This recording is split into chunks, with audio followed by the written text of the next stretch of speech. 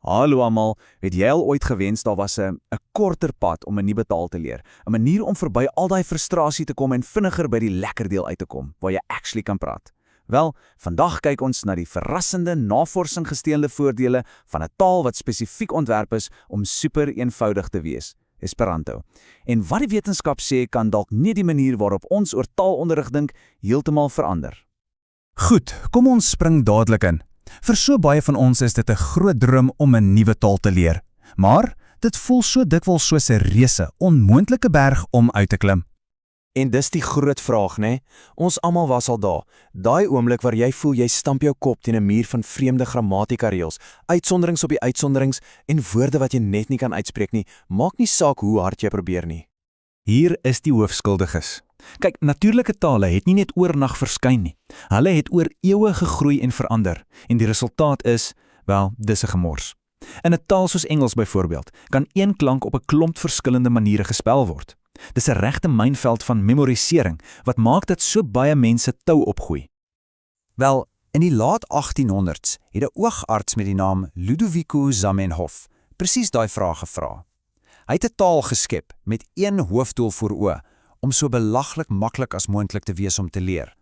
Hy het al die slaggate van natuurlike tale gesien en 'n stelsel van die grond af gebou om elkeen van hulle te vermy. So, hoe presies het hy dit reg gekry? Kom ons kyk 'n bietjie na die briljante, eenvoudige idees agter Esperanto se ontwerp. Hierdie is eerlikwaar die beste manier om daaroor te dink.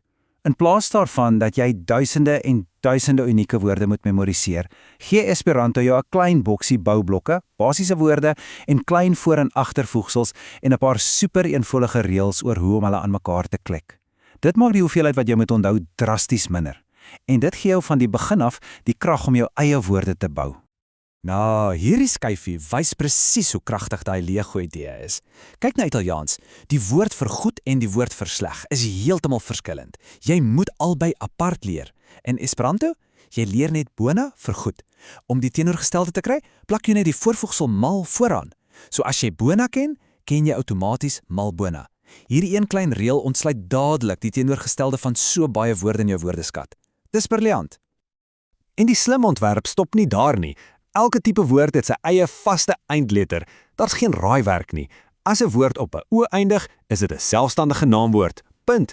As dit op A eindig, is dit 'n byvoeglike naamwoord. Hierdie totale reëlmaat haal al daai onsekerheid weg wat leerders in ander tale soveel hoofpyn gee.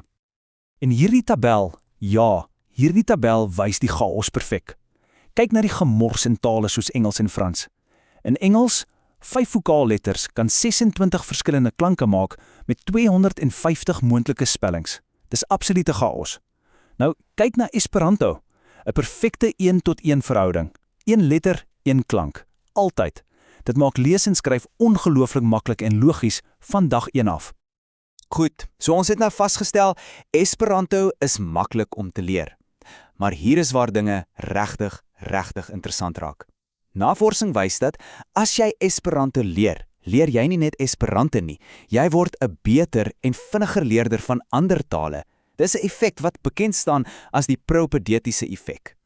Dit klink heeltemal verkeerd om, né? Hoekom sal jy jou tyd mors op een taal as jou eintlike doel 'n ander taal is? Wel, soos dit blyk, vertel die data 'n baie verrassende storie. Luister bietjie hierna. Hierdie aanhaling kom uit 'n groot studie wat by die Columbia Universiteit gedoen is. Navorsers het basies gevind dat jy Esperanto omtrent 5 keer vinniger kan baasraak as 'n taal soos Frans. Dis 'n reuse tydbesparing, maar dis nie eers die hele storie nie. So, om hierdie springplank idee regtig op die proef te stel, het die Universiteit van Paderborn in Duitsland in die 70s en 80s 'n groot langtermyn eksperiment gedoen. En die resultate was, wel, kyk self. Dis verstommend. Na 4 jaar se taalstudie, het die groep wat 2 jaar aan Esperanto spandeer het, voor hulle Engels begin het, die heel beste gevaar in Engels. Selfs die groep wat net 1 jaar Esperanto gedoen het beter gevaar as die groep wat vir 4 volle jare net Engels geleer het. Die tyd wat jy in Esperanto belê, word nie net terugbetaal nie, dit gee jou 'n massiewe voorsprong. Maar wag, daar's meer. Die voordele gaan nie net daaroor om ander tale vinniger te leer nie. Dit blyk dat Esperanto ook 'n verrassende kragtige instrument vir jou brein is. Hier's 'n snaakse ding. Deur Esperanto te leer, begin jy jou eie taal soos Afrikaans of Engels baie beter verstaan, want Esperanto se grammatika is soos 'n deursigtige bloudruk van hoe taal werk. Skielik verstaan jy op 'n baie diep vlak wat 'n selfstandige naamwoord of 'n byvoeglike naamwoord regtig is, en daai begrip draai jy dan oor na jou huistaal. Vir baie mense is dit die eerste keer dat die struktuur van hul eie taal regtig klik. En hier's nog 'n fascinerende toepassing. Onderwysers wat met Esperanto werk, het 'n ongelooflike patroon begin raak sien, veral onder studente wat met disleksie sukkel. Al daai dinge wat Esperanto maklik maak vir enige een, wel, vir iemand met disleksie is dit 'n absolute openbaring. Die chaotiese spelling van Engels is dikwels 'n reuse struikelblok. Die feit dat Esperanto perfek foneties is, een klank, een letter, geen uitsonderings nie, haal al daai angs en raaiwerk weg. Dit skep 'n omgewing waar hulle uiteindelik sukses kan ervaar en selfvertroue kan bou, iets wat van onskatbare waarde is. So as ons alles bymekaar sit, wat is die groter prentjie hier? Dit is duidelik dat Esperanto baie meer is as net een of ander vreemde, kunsmatige taal. En nee, hierdie is nie net 'n mislukte projek uit die verlede nie. Dis belangrik om te weet dat Esperanto vandag 'n lewendige, groeiende taal is, met 'n wêreldwye gemeenskap van mense wat dit praat en leer. As jy dink niemand leer dit meer nie, dink weer. Om dit in perspektief te plaas, net op die taal-app Duolingo alleen het meer as 1,5 miljoen mense ingeskryf om Esperanto te leer. Dit is 'n duidelike teken dat daar 'n volgehoue en groeiende belangstelling is. Goed, so kom ons som dit vinnig op. Die navorsing wys ons 4 dinge. 1. Dis super maklik om te leer want dis so ontwerp. 2. Dit werk soos 'n springplank wat jou help om ander tale vinniger te leer. 3. Dit bou daar kritiese selfvertroue wat so baie leerders nodig het. En 4. Dit maak jou kop skoon en help jou om die struktuur van enige taal beter te verstaan. En dit alles los ons met een groot, laaste vraag.